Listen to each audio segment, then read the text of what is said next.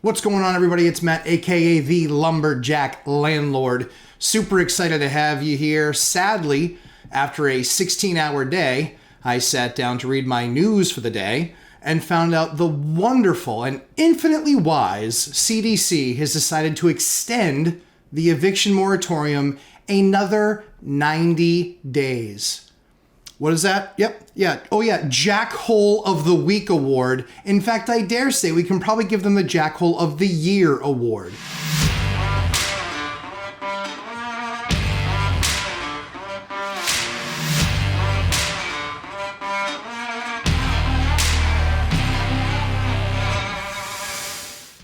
These guys are completely clueless. They have no idea what they're doing and largely don't understand math. The fact of the matter is they're doing nothing but putting unnatural pressure on the housing system by doing what they're doing. I get it. I'm not rooting for bad things to happen to sick people or people that got sick or even people that lost their jobs. We've actually done a ton of work with tenants that have lost their jobs. Waiving late fees and working with them on payment terms. That has all been part of the landscape for the last year. But the fact of the matter is that the CDC, who should know more than most the use of a scalpel-like, precision-like approach. Do you think I cut my beard, this wonderful, beautiful beard, with a lawnmower? No, I don't. Because that would be stupid. Much like extending the eviction moratorium for everybody, regardless of whether or not COVID has affected them. Guys, this makes no sense. You know, I'm not one of those conspiracy guys, but I'm seeing an awful lot of stuff pop up on my channel and other channels saying there's something nefarious afoot. There's something nefarious afoot. Now, we still have a ways to go before I'm going to start jumping on that bandwagon, I'll be honest. But here's the facts. 90% of people are still working, right? 10% unemployment, 90% of people that want to work are still working. That means that 90% of the population is largely unaffected. And when I say unaffected, I don't mean they haven't had a friend that's gotten sick or maybe they've gotten sick. I'm not saying that. All I'm saying is financially. And again, let's just throw the baby out with the bathwater. Contracts don't exist. Signatures don't exist. Agreements between parties don't exist. The CDC has the gall in the face of two federal judges, Ohio and Texas, ruling against them and overturning it as a confiscatory move. They had the gall to extend it anyway. The federal government is literally not listening to the people that elected the officials in their positions. I do have a fair question, and this is a real question. When you get sworn in, is there a lobotomy that actually takes place in that process? I would really like to understand what's happening behind the scenes when that happens, because this doesn't make any sense whatsoever. I have no problem putting a program in place and having a program exist for people that are suffering the effects of COVID, whether it was their job or monies or whatever it is. I have zero issue with that. What I take extreme umbrage to, and it does sound better when you use the word umbrage and you have a beard like mine, when I take extreme umbrage to is the fact that they are using a sledgehammer, and not even the small one that you can get for a discount price at the Home Depot.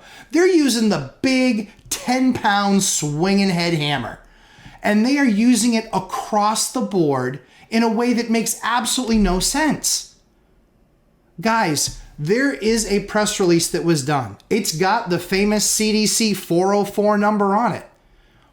As a society, what are we not doing? Are we not reaching out to our publicly elected officials? Are we not helping them understand that landlords provide a service? And again, I have zero issue with people that have been sick, gotten sick, lost work, lost jobs, lost hours. We have a record. Personally, I have a record. I did a workout on every single one of those myself. But if you didn't lose your job and you didn't suffer a loss in hours and you were in some way, shape, or form compensated on top of that from the government in some way, shape, or form, why are these people getting rent forgiven? I'm not in partnership with the CDC on my rental properties. And if so, I'll be more than happy to call the head of the CDC and ask her to come over next time a drain is clogged. Like to see her work that one out. Guys, this is just absolutely crazy. It really is. So we want you guys to get the latest and the greatest information. We want you to understand how this is impacting things. I'm not sure how many people know, but there are tens of millions of landlord properties represented here. And if you believe some of the numbers on these large multifamilies, a lot of them are in the collection space of 73, 75%, some 79%. So how is that possible? How is it possible that over 20% of those people aren't paying their paying their rent, but only 10% unemployment? Is it because they only rent to bartenders and they only rent to servers and they only rent to businesses that were affected this way? Again, I am not advocating anything other than working with your tenants to work things out. We had a great exchange on one of the message boards today on the channel, Lumberjack Landlord, in case you forgot what you're watching, where somebody actually said, yeah, I contacted my landlord and I said, this is what I really can afford until, things start to happen with either my job changing or some sort of benefit coming in. Guys, I get it. That was exactly what I asked any of my tenants to do. I sent them a letter in the beginning of COVID. I sent them a follow-up letter. And anybody that was having issues, we sat down with them via virtual call, obviously, and had a conversation, worked it out. We just said open communication. Let's make sure we're talking at least once a week so we understand the update. Guys, landlords, generally speaking, are very, very fair. They recognize that they're in partnership with their tenants and that all we want to do is give them a place, continue to give them a place to live, have our expenses covered, and certainly because we're putting capital at risk, which we all understand, that there's a return on that capital. ROC. Watch many of the other videos. The Rock. But guys, this just can't continue to happen. Again, sledgehammer approach when a scalpel was absolutely needed. So I implore you guys, continue to watch the rest of the stuff that we're going to put on the channel. We're going to help you guys navigate through this. We actually made a copy of that letter that we put together available for a lot of our folks, just explaining the situation to folks, saying, hey, listen, here are all the things that we're concerned about with COVID. Here are all the things that here are all the resources you guys can reach out to. Make sure that you're following up with us and make sure you're staying in contact with us. If you have any questions, let us know. Guys, open lines of communication. This is what makes a great landlord. So again, from my perspective, the CDC is again, I don't need to be a federal judge to realize that this is just a ridiculous overreach. But guys, this is something we must keep an eye on. There's really no reason to extend the eviction moratorium again. We're seeing a huge number of jobs coming back. That's just the facts. It's just the math. But again, I have zero issue helping people out that have actually truly been impacted.